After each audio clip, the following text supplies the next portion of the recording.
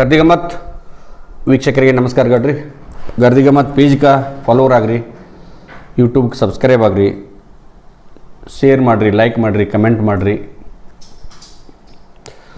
ಇದು ಭಾಳ ದಿವಸದಿಂದ ಹೇಳಬೇಕಂದ್ರೂ ನನಗೂ ಟೈಮ್ ಸಿಗಾಕಿಲ್ಲ. ಮತ್ತು ಯಾರೇ ಮಾಧ್ಯಮದವ್ರ ಮಾಡ್ಯಾರಂತ ಹಾದಿಕಾದರೂ ಯಾಕೋ ಆ ಕಡೆ ಅವ್ರು ಲಕ್ಷ್ಯ ಕೊಡುವಾರ ಮಾಧ್ಯಮದವ್ರು. ಇಂಥ ವಿಷಯಗಳು ಅವ್ರಿಗೆ ಬ್ಯಾಡಾಗಿದ್ದಾವೆ ಎಂಬಲ್ಲ ನನ್ನ ಅಂದಾಜು ಮಾಧ್ಯಮದವ್ರಿಗೆ. ಇದೇನು ಭಾಳ ದೂರ ಇದ್ದಂಥ ಕ್ಷೇತ್ರ ಅಲ್ಲ, ಬೆಳಗಾವಿ ಸಿಟಿಗೆ ಹತ್ತಿದಂಥ ಒಂದು ಕ್ಷೇತ್ರ ಇದು. ಇವತ್ತದ ದೇಶ ತುಂಬ ಖ್ಯಾತಿಯಾಗೈತೆ ಆ ಕ್ಷೇತ್ರ, ಎಲ್ಲ ದೃಷ್ಟಿಯೊಳಗೆ ಆ ಕ್ಷೇತ್ರ. ಆದರೆ ಇದನ್ನು ಯಾಕೆ ಮೀಡಿಯಾದವ್ರು ಪಬ್ಲಿಸಿಟಿ ಮಾಡೋದಿಲ್ಲ? ಯಾಕೆ ಆ ಒಂದು ಕ್ಷೇತ್ರದಾಗ ಪರಿಸ್ಥಿತಿ ಏನೈತೆ ಅನ್ನೋದನ್ನು ಜನರ ಮುಂದೆ ಇಡುವುದಿಲ್ಲ?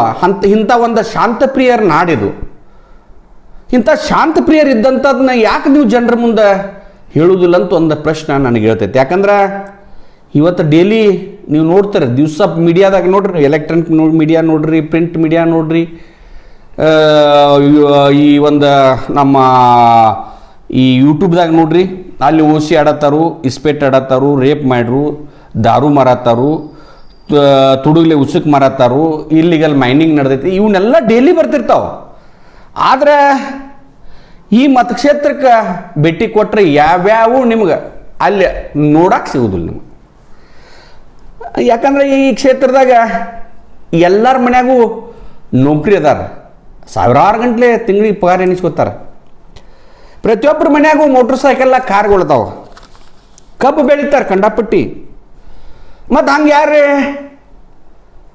ರೇಷನ್ ಮುಗ್ದೈತಂದ್ರೆ ರೇಷನ್ ಕಳಿಸ್ತಾರೆ.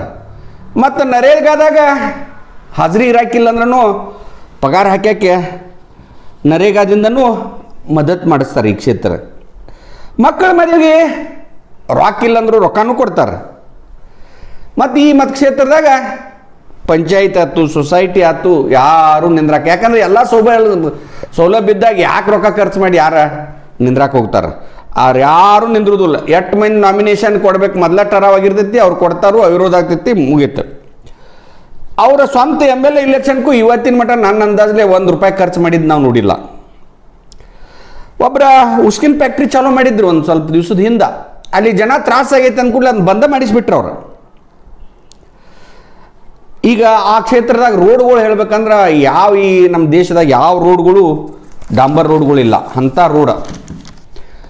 ಮತ್ತು ಅವ್ರ ಜೀವನದಾಗ, ಆ ರಾಜಕಾರಣಿಯವ್ರ ಜೀವನದಾಗ ದ್ವೇಷದ ರಾಜಕಾರಣ ಅನ್ನೋದಿಲ್ಲ, ಸಹಬಾಳ್ವೆ, ಎಲ್ಲ ನನ್ನವರು ತನ್ನವರು. ಒಟ್ಟಾರೆ ಇದನ್ನು ನಾನು ಭಾಳ ಒಂದು ದೃಷ್ಟಿಯಿಂದ ಶಾಂತ ರೀತಿಯಿಂದ ಈ ಕ್ಷೇತ್ರನ ಒಯ್ಯಬೇಕು, ನನ್ನ ಹೆಸರು ಅಜರಾಮಜರವಾಗಿ ಇತಿಹಾಸ ಪುಟದಾಗ ಉಳಿಬೇಕು ಅನ್ನುವಂಥ ರಾಜಕಾರಣಿಯವರು. ಈ ಒಟ್ಟಾರೆ ನಾನೊಂದು ವಿನಂತಿ ಏನು ಮಾಡ್ತೇನೆ ಅಂದರೆ, ಇಲ್ಲಿ ಯಾವ ಸರ್ಕಾರಿ ಅಧಿಕಾರಿನೂ ಬರಕ್ಕೆ ಒಲ್ಲೆನತ್ತಾರೆ. ಯಾಕಂದರೆ ಕೆಲಸ ಇಲ್ಲ ಅವ್ರಿಗೆ, ತಹಸೀಲ್ದಾರ್ ಕೆಲಸ ಇಲ್ಲ, ಇನ್ಸ್ಪೆಕ್ಟ್ರಿಗಳ ಕೆಲಸ ಇಲ್ಲ, ACP ಕೆಲಸ ಇಲ್ಲ, ಜಿಲ್ಲಾ ಪಂಚಾಯತಿ ಇಂಜಿನಿಯರಿಂಗ್ದವ್ರ ಕೆಲಸ ಇಲ್ಲ, ಯಾರೂ ಒಬ್ಬರು ₹10 ಕೊಡೋರಿಲ್ಲ, ತಗೊಳ್ಳೋರಿಲ್ಲ.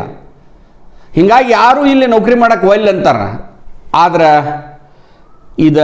ಈ ಒಂದು ಕ್ಷೇತ್ರನ ನನ್ನ ದೇಶದ MLA MP ಗಳ ಒಮ್ಮೆ ಭೇಟಿ ಕೊಟ್ರೆ ನಿಮ್ಮ ಜೀವನ ಸಾರ್ಥಕ ಆಗ್ತೈತಿ. ಅದು ಯಾವ ಕ್ಷೇತ್ರ, ಏನು ಕ್ಷೇತ್ರ ಅನ್ನೋದ ನೀವೇ ಕಮೆಂಟ್ ಮಾಡಿರಿ. ನಿಮ್ಗೆ ಗೊತ್ತಾಗಲಿಲ್ಲ ಅಂದ್ರೆ ಒಂದು ಸ್ವಲ್ಪ ದಿವಸ ಟೈಮ್ ಕೊಡ್ರಿ, ನಾ ಹೇಳ್ತೇನೆ. ಈ ಕ್ಷೇತ್ರದಾಗ ಹುಟ್ಟಿದ ಎಲ್ಲರಿಗೂ ಇವತ್ತು ಅವರ ಭಾಳ ಭಾಗ್ಯವಂತರು, ಪುಣ್ಯವಂತರು ಅಂತೇಳಿ ನಾ ತಿಳ್ಕೊಂಡೇನೆ. ನಮಸ್ಕಾರ.